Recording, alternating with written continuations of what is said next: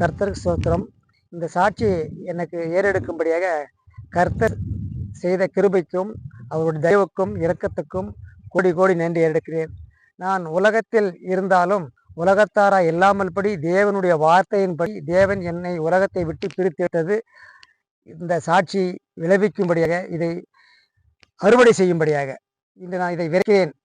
இந்த சாட்சி என்பது சர்வமான சாட்சி அல்ல. நான் இந்த ஆண்டவருக்கு தகுதியில்லாத ஒரு வாழ்க்கையை வாழ்ந்து வந்தேன். நான் என் வாழ்க்கையில் நான் ஆண்டவருடைய வேதத்தில் உள்ளபடி ஆண்டவரை நான் மறுதித்தவன், ஆண்டவரை வெறுத்தவன், ஆண்டவரத்தில் சேராதவன். நான் ஒரு இந்து குடும்பத்தில் பிறந்து இந்து கலாச்சாரத்தில் வளர்ந்து அது என் சரீரத்தில் முழுமையாக ஊறி இருந்தது.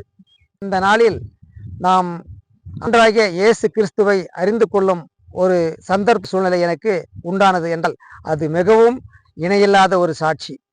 நான் ஒரு மரண தருவாயில் இருந்தேன், மரிக்க திட்டமிட்டேன். ஆனாலும் அதை ஆண்டவருக்கு சித்தமாக இருந்தபடினால் அந்த மரண தருவாய் என்ன என்பது உங்களுக்கு தெளிவாக சொன்னால்தான் இந்த உலகத்தாருக்கும் உலக மக்களுக்கும் இது ஒரு சாட்சி என்பது உறுதிப்படும். என்னுடைய வாழ்க்கையில் எனக்கு என்னுடைய சரீரத்தில் இருந்த வாதை நோய் எந்த மருந்து சாப்பிட்டாலும் எந்த ஹாஸ்பிட்டலுக்கு போனாலும் குணமடையாத ஒரு நோயாக இருந்தது. இந்த நோய் என்னை கொல்லும் மரணம் கொண்டு போகும் வரைக்கு கொண்டு போய்விட்டது. நானும் போகாத இடம் இல்லை, கேட்காத மருத்துவர் இல்லை, பார்க்காத வைத்தியம் இல்லை, எல்லாம் பார்த்துவிட்டேன். எல்லோரும் நாள் குறித்தார்கள், எனக்கு மரணத்தை நாள் குறித்தார்கள்.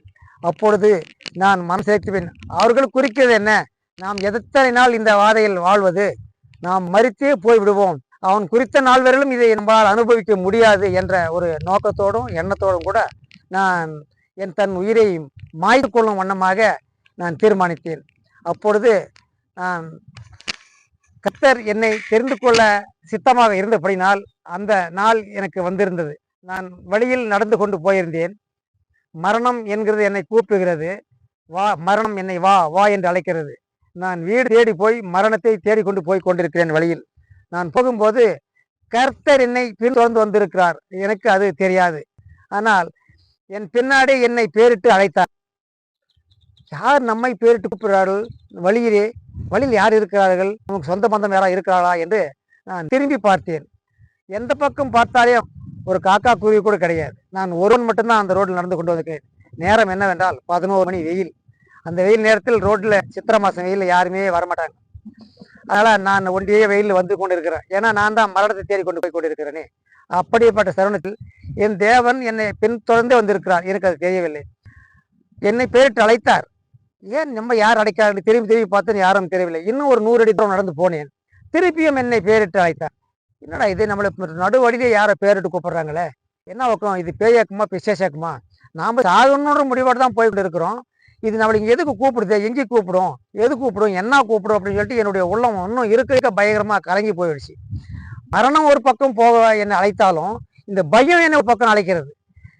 வீடு போக முடியவில்லை. கை கால் உடலெல்லாம் நடுக்கிறதுக்கு ஆரம்பிச்சிச்சு, அதிரத்துக்கு ஆரம்பிச்சிச்சு. இன்னும் ஒரு 100 அடி போனோம். இதுக்கு இன்னொரு குரல் வந்து என் முதுகிலே பின்னாடி ஜோரா கூப்பிடுற மாதிரி அதட்டி கூப்பிட்டுச்சு பாரு. அப்படியே என் கை காலெல்லாம் அப்படியே கப்புன்னு ஸ்டாக் ஆயிடுச்சு. லாக் பண்ணி நின்றுச்சு. அப்படியே மராட்டம் அப்படியே நின்றுட்டு அந்த இடத்தோட பக்கம் ஒரு இன்ச்சு கூட நகரல. நான் அப்படியே நின்றுட்டு கண் தண்ணி ஊற்றிட்டு அழுந்துட்டு, என்ன எனக்கு இந்த மாதிரி சோதனையா அப்படின்னு சொல்லிட்டு கொஞ்சம் இந்த நடக்கிறதுக்கு காலை வச்சு திண்டாடிட்டேன். திண்டாடி முன்னாடி ஒரு காலை வச்சுட்டு என்னை எதுக்கு இந்த மாதிரி சித்திரவதைப்பட, நான் தான் சாகிறதுக்கு தான் நான் தான் வரேன்னு சொல்கிறேனே, என்னை எதுக்குடா இந்த மாதிரி சித்திரவதை பண்ணுறேன், எமனை திட்டுறேன். நான் அப்போ எவனே என்னை எதுக்கு சித்திரவதை பண்ணுறேன் அப்படின்னு. ஆனால் எனக்கு அந்த யமன்ற வார்த்தை அந்த ஒரு வார்த்தை தான் வந்துச்சு.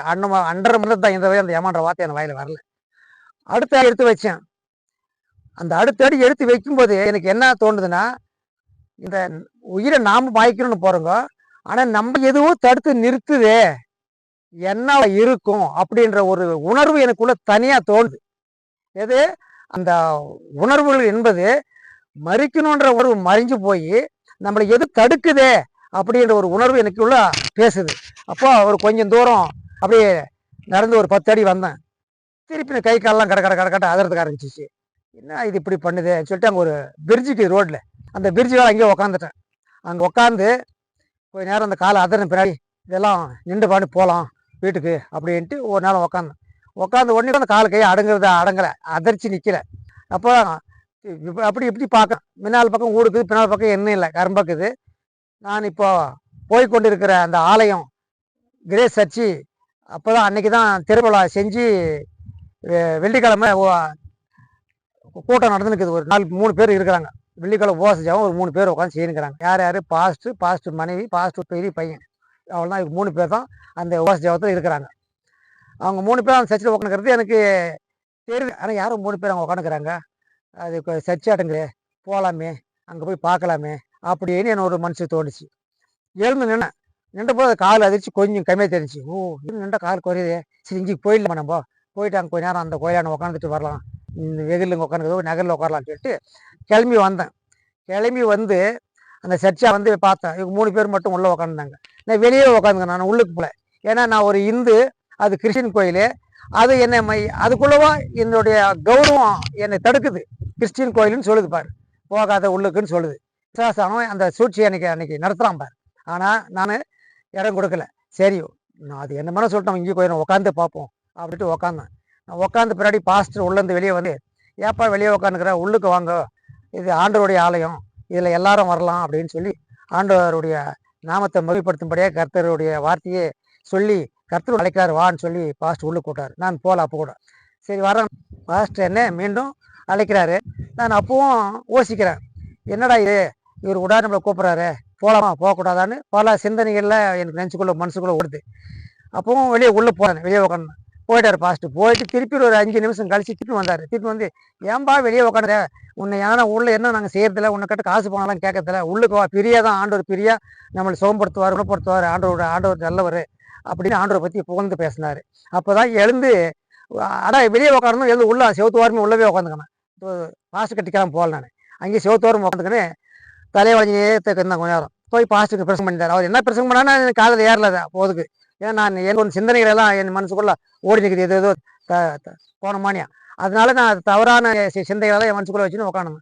அப்போ நான் அவர் பிரசங்கம் பண்ண ஒரு 4-5 வார்த்தைகளே பின்னாடி தலை நிமிந்து அவரை பார்த்தேன். நான் அவர் நிமிந்து பார்க்கும்போது தான் அவர் அருமையான ஒரு வசனத்தை சொன்னார். அந்த வார்த்தை என்ன, மரணம் கூடிய வரையிலும் எனக்கு அது போகாது, வருத்தப்பட்டு பாரம் சுமப்பவர்களே எல்லோரும் இனத்திற்கு வாருங்கள், உங்களுக்கு இளைப்பாறுதல் தருவேன் என்ற வசனத்தை அவர் சொன்னார்.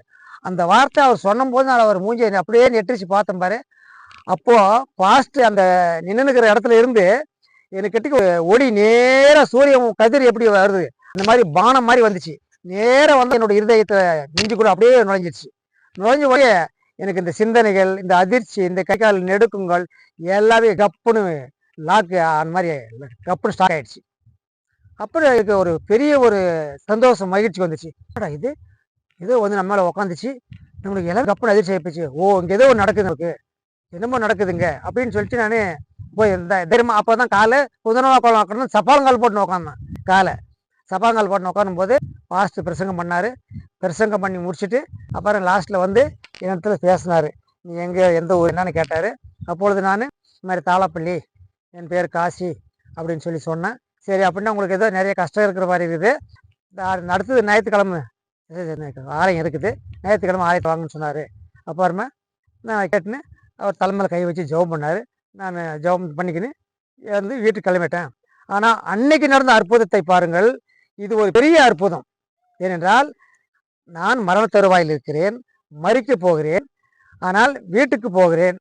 என்ன போகிறேன், இதுக்கு என்ன காரணம், நடுவழியிலே எனர் கர்த்தர் கண்டு கொண்டார், ஆலயத்துக்கு அழைத்து சென்றார், என்னை குணமாக்கினார். நான் குணமாகி மறிக்கும் என்ற எண்ணத்தை மறந்துவிட்டு நான் வீட்டுக்கு போவோம் என்ற எண்ணத்தோடு போய் கொண்டிருக்கிறேன். ஆனால் வீடு போய் நான் சேர்ந்தனோ சேரலையோ, என் மனைவி எங்கேயோ விறகு வெட்டி எடுத்துன்னு தலைமையில எடுத்துன்னு அந்த நேரத்தில் கிராமத்தில் நம் ஊழியர்கள் வந்து பிரசங்கம் செய்து கொண்டிருக்கிறார்கள். அவளை ஒரு பிரதியை விற்றுகிறார்கள், ₹1 என்று புதிய ஏற்பாட்டை.